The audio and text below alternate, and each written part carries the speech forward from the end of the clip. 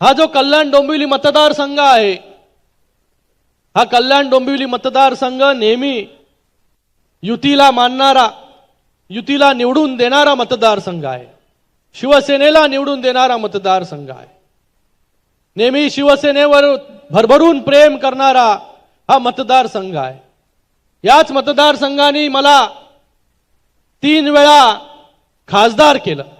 2014, 2019 आणि 2024. आणि दरवेळेस या डोंबिवलीमध्ये जे मताधिक्य आहे, हे मताधिक्य वाढत राहण्याचं काम जे आहे या डोंबिवलीकरांनी केलं. त्यासाठी सर्व डोंबिवलीकरांचे देखील मी खूप खूप धन्यवाद व्यक्त करतो. आणि नेहमीपासून, पूर्वीपासून इतिहास राहिलेला आहे डोंबिवलीचा, की जे कोणी लोकप्रतिनिधी आमदार होतात, खासदार होतात, त्याच्यामध्ये त्यांच्या जिंकण्यामध्ये डोंबिवलीचा सर्वात मोठा जो आहे, हा वाटा जो आहे, हा डोंबिवलीचा राहिलेला आहे, डोंबिवलीकरांचा राहिलेला आहे.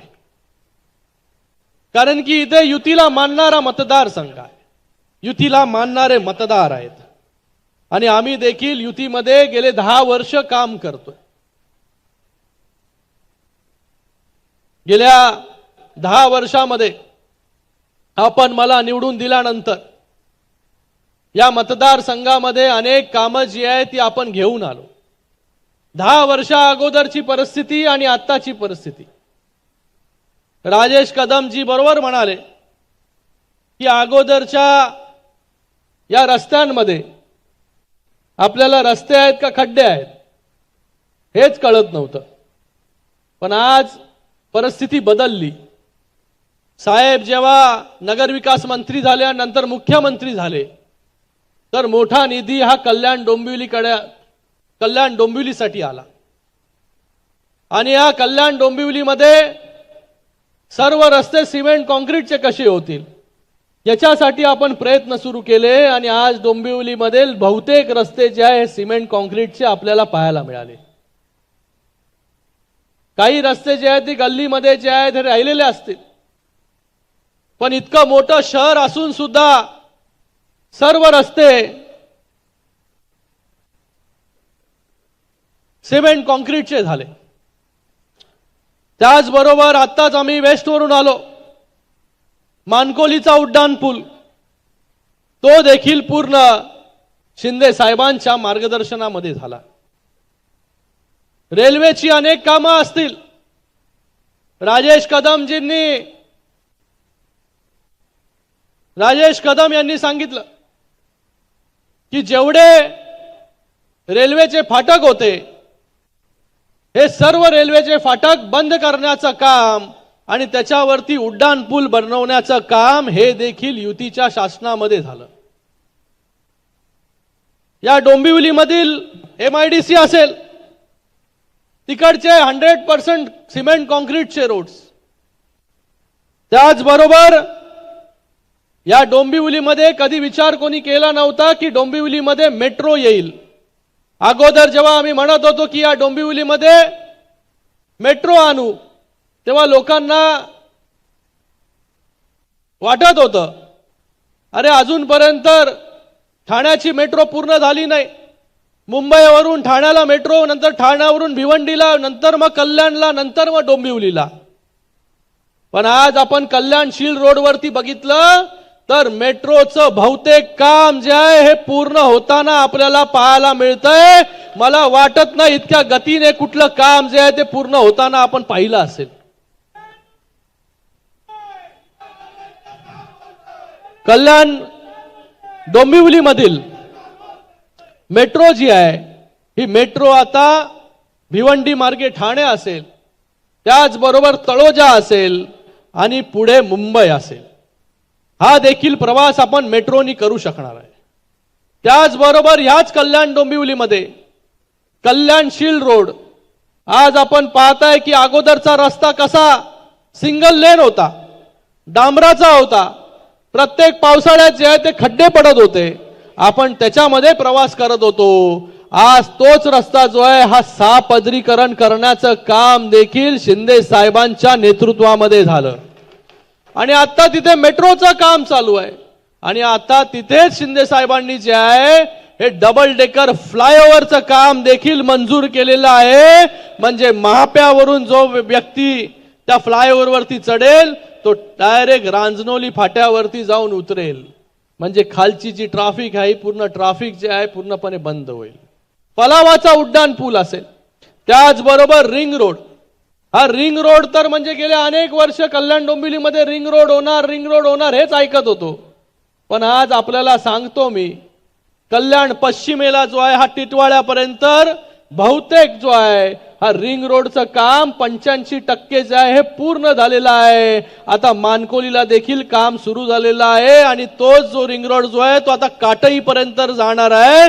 म्हणजे काटईवरून टिटवाळा आणि तिथून नॅशनल हायवेला जर आपल्याला जायचं असेल तर आज जर जायचं असेल तर 1.5-2 तास आपल्याला लागतात. हा रिंग रोड पूर्ण झाल्यानंतर 15 ते 20 मिनिटांनंतर जो आहे काटईचा टिटवाळा प्रवास जो आहे तो आपण करू शकणार आहे.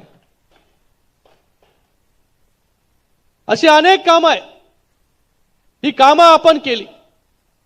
कधी जे आहे हे कोणावरती टीका करण्यामध्ये धन्यता मानली नाही. काम आहे की काम, विकासाचं राजकारण जे आहे हे करण्याचं काम आपण इथं केलं. म्हणून इतका मोठा निधी इथे आणू शकलो, इतकी सारी कामं जी आहेत ती आपण इथे करू शकलो. लोकरामचा उड्डाण पूल असेल, त्याचबरोबर या डोंबिवलीमध्ये सुतिकागृह, गेले अनेक वर्ष सुतिकागृहाचं काम बंद होतं की सुतिकागृहाच्या जागेत जे आहे चांगलं हॉस्पिटल व्हावं अशी लोकांची मागणी होती. पण त्या ठिकाणी चांगलं हॉस्पिटल झालं पाहिजे ही आमची मनशा होती. म्हणून शिंदे साहेबांकडे आम्ही गेलो आणि त्यांना सांगितलं की आम्हाला या कल्याण डोंबिवलीमध्ये चांगलं मोठं हॉस्पिटल पाहिजे. त्यांनी देखील जे आहे ते होकार दिला आणि आज सुतिकागृहाच्या जागे 200 बेडचं कॅन्सर हॉस्पिटल जे आहे ते तिकडे तयार होत आहे. काही दिवसांमध्ये जे आहे हे आपल्या सेवेमध्ये येईल. हे हॉस्पिटल तयार झाल्यानंतर शास्त्रीनगरचं हॉस्पिटल जे कल्याण डोंबिवलीला आज सगळीकडे ट्रीटमेंट देतात सगळ्या पेशंट्सला, ते देखील शिंदे साहेब आम्हाला भविष्यामध्ये जेव्हा हे हॉस्पिटल बनून तयार होईल, हे देखील जसं आपण ठाण्यामध्ये 700 बेडचं सिव्हिल हॉस्पिटल करताय त्याच धर्तीवरती आम्हाला या शास्त्री नगरचं रिडेव्हलपमेंट करायचं आहे.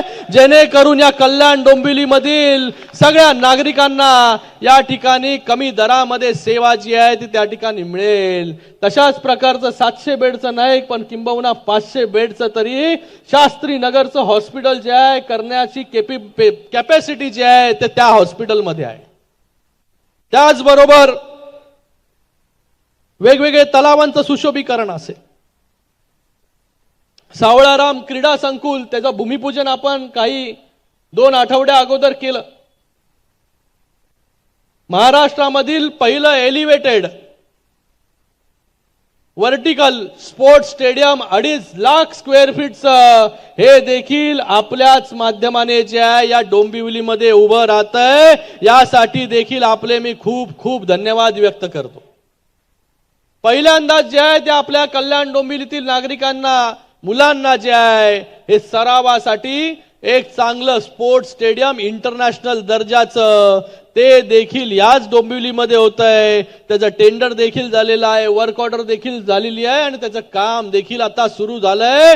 पुढच्या 1.5 वर्षांमध्ये आपल्याला हे वर्टिकल स्टेडियम जे आहे सावळाराम क्रीडा संकुलमध्ये आपल्याला पाहायला मिळेल. तर आपलं कल्याण डोंबिवली बदलत आहे.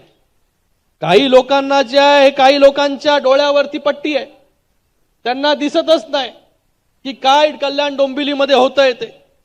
पण आपण या कल्याण डोंबिवलीचा जो आहे हा चेहरा मोरा कसा बदलेल याच्यासाठी काम करतोय. आज कल्याण डोंबिवलीमध्ये इतकी सारी कामं आणि ही देखील फक्त डोंबिवलीमध्ये आपण करतोय. कल्याणची यादी वेगळी, आता कल्याणची सभा आहे तिकडे जाऊन ती यादी वाचे. अंबरनाथ मध्ये वेगळी कामं, उल्हासनगर मध्ये वेगळी कामं. ह्या सगळ्या गोष्टी ज्या आहे हे आपण दाखवलेल्या विश्वासामुळे जे आहे हे आम्ही या ठिकाणी करू शकतो. मला बाकी लोकप्रतिनिधींना विचारायचं आहे की यातले जे कामं मी मोजून दाखवले त्यातली एक तरी गोष्ट जी आहे ती खोटी असेल तर त्या लोकांनी मला सांगावं. आणि त्यांनी केलेली कामं जर लोकांच्या समोर आणून दाखवली आणि मग त्यांना बरोबर आहे ना? काय शिंदे बरोबर आहे? बघा, आपण नेहमी जे आहे हे विकासाचं राजकारण या ठिकाणी करतोय. आज केंद्रामध्ये देखील नरेंद्र मोदीजींच्या नेतृत्वाखाली चांगली कामं जी आहे या मतदारसंघामध्ये झाले. मी सगळ्याकडे अभिमानाने सांगतो की 10 वर्षामध्ये जेवढी कामं माझ्या मतदारसंघामध्ये रेल्वेमध्ये झाली तेवढी कुठेच जी आहे ती झाली नसतील, तेवढी माझ्या मतदारसंघामध्ये झाली.